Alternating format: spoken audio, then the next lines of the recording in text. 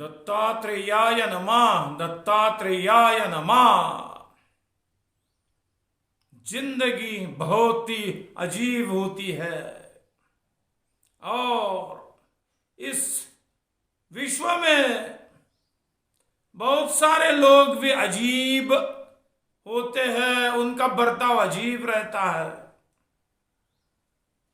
कुछ लोग अध्यात्म मार्ग में तो आ जाते हैं, उनमें भक्ति भावना भी होती है, लेकिन उनके जीवन में कुछ बुरी बात आ जाए, कुछ विपत्तियां आ जाए, एक भी विपत्ति आ जाए तो उनकी जो होती है निष्ठा होती है, वह निष्ठा खत्म हो जाती है। उनके मन में जो भक्ति भाव होता है वह भक्ति भाव खत्म हो जाता है। ऐसे भी लोग बहुत सारे होते हैं,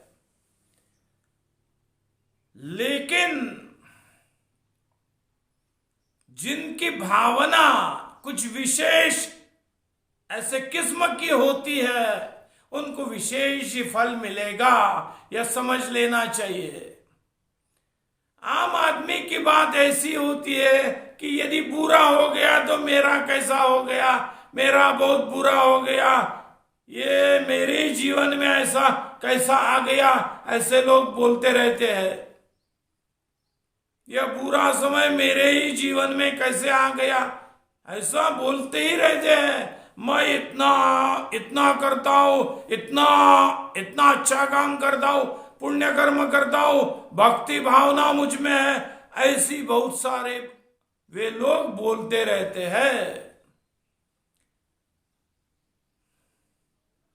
ये तो आम बात है, सामान्य आदमियों में यह भाव पाया जाता है, यह सामान्य भाव है।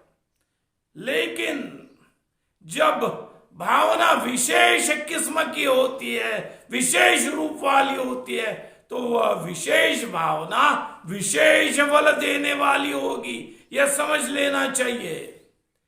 जीवन व्यवहारे भावना नाम परिणामोस्ति। अपने जीवन व्यवहार में भावनाओं का परिणाम होता है, यह बात ठीक रीति से अपने दिमाग में रख लेनी चाहिए। भावनाओं का परिणाम जीवन में होता ही है, भावनाओं का असर जीवन में होता ही है। यदि सामान्य भावना हो तो उसका असर सामान्य रूप से ही रहेगा। यदि मन में जो भावना है वह विशेष किस्म की हो तो उस भावना का असर भी विशेष रहेगा, यह बात समझ लेनी चाहिए। इस बात को समझाने के लिए आपको एक उदाहरण देता हूं। एक आदमी था, उसका नाम था हीरालाल। वह एक शहर में रहता था। शुरुआती दौर में उसकी स्थिति बहुत ही सामान्य थी, बहुत ही सामान्य थी, लेकिन वह जिंदगी में आर्थिक दृष्टि से बढ़ता गया, बढ़ता गया, बढ़ता गया। जिस शहर में वह रहता था, उस शहर का वह सबसे श्रीमान आदमी एक दिन बन गया। उस शहर के बाकी सब लोग उससे कम थे। बाकी लोगों के पास उससे जो पैसा कम था। उस शहर की आबादी करीबन 10 लाख थी। 10 लाख आबादी वाला वह शहर, और वह हीरालाल उस शहर का सबसे श्रीमान आदमी। दुर्भाग्यवश उसे एक असाध्य बीमारी हो गई। वह उस असाध्य बीमारी से जकड़ा गया। उस बीमारी का नाम था हेपेटिक वेन थ्रोम्बोसिस, जिसे संक्षेप में HVT कहा जाता है। इसी बीमारी को बुड्ढा-चिरी सिंड्रोम के नाम से भी जाना जाता है। बुड्ढा-चिरी सिंड्रोम, जो लीवर होता है उस लीवर की वेन में थ्रोम्बोसिस हो जाता है। वह एक असाध्य रोग है। वह असाध्य रोग इस पूरे विश्व में 10 लाख लोगों में से एक आदमी को हो सकता है। आज तक का यह एक रिपोर्ट है कि ज्यादा से ज्यादा 10 लाख लोगों में एक आदमी को वह HVT नाम वाला रोग हो सकता है। उस हीरालाल को वह रोग हो गया। उस भयावह बीमारी से वह त्रस्त था। एक दिन उसके पास बहुत लोग आए उसको मिलने के लिए, और उन लोगों ने बोला, ऐसा क्या आपको यह बीमारी कैसी हो गई? आपको ही कैसी हो गई? हमारे देखने में नहीं आती। उस इलाके में उस बीमारी से पीड़ित कोई व्यक्ति उस समय पर नहीं होगा। लोग बोलने लग गए, आपको ही कैसी हो गई? आपके ऊपर बहुत अन्याय हुआ। आपने जिंदगी में बहुत भक्ति की, उपासना की, सत्कर्म किए, लेकिन आपको यह बीमारी कैसी हो गई? आपको ही क्यों चुन लिया? उस बीमारी ने उस समय हीरालाल जी बोले,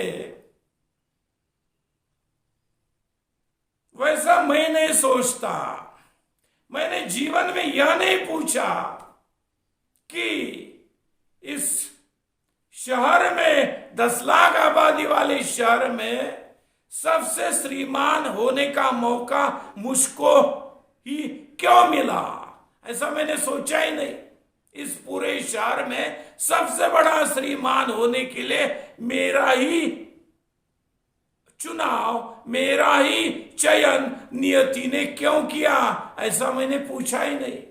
तो फिर अब मैं क्यों पूछूं कि इस बीमारी के लिए मेरा ही चयन क्यों हुआ? उसका विशेष विचार था, उसकी विशेष भावना थी। सामान्य लोगों की जो भावनाएं होती है उनके समान वह बोल नहीं रहा था। वह बोल रहा था, मैंने यह नहीं पूछा कि इस 10 लाख लोगों में सबसे श्रीमान बनने का मौका मुझे ही क्यों मिला। ऐसा मैंने पूछा ही नहीं। ऐसा मेरे दिमाग में कभी आया ही नहीं। तब अब मेरे दिमाग में वो भी नहीं आ सकता कि जो बीमारी 10 लाख लोगों में एक को होती है, उस बीमारी से पीड़ित होने के लिए मेरे शरीर का चयन कैसा हो गया, यह मैं नहीं पूछ सकता। जिनमें विशेष भावना होती है उनको विशेष फल मिलता है। असाध्य बीमारी से पीड़ित होने पर भी हीरालाल की भक्ति भावना दृढ़ रही। उसकी निष्ठा में कुछ भी कमी नहीं आई। वह अपने जीवन के अंतिम समय में आराधना करता रहा। उसकी भक्ति चलती रही और उसने देह छोड़ दिया। हेपेटिक फेल्योर हो गया, यानी लीवर फेल हो गया और वह मर गया। पर उसकी भक्ति भावना नहीं मरी। उसमें जो भक्ति भावना थी वह जिंदा रही और उसका उद्धार हो गया। आपत्तियों के आने से जिनकी भक्ति भावना मरती नहीं है, उनकी वह भावना विशेष भावना कहलाती है।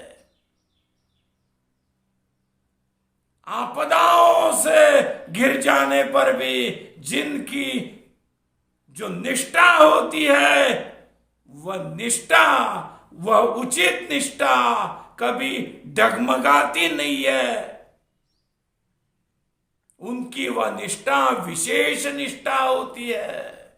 जिनकी निष्ठा डगमगाती जाती है, डगमगाती है, उनकी निष्ठा तो सामान्य निष्ठा होती है। जो भावना आघातों से खत्म नहीं होती, वह भावना विशेष कहलाती है।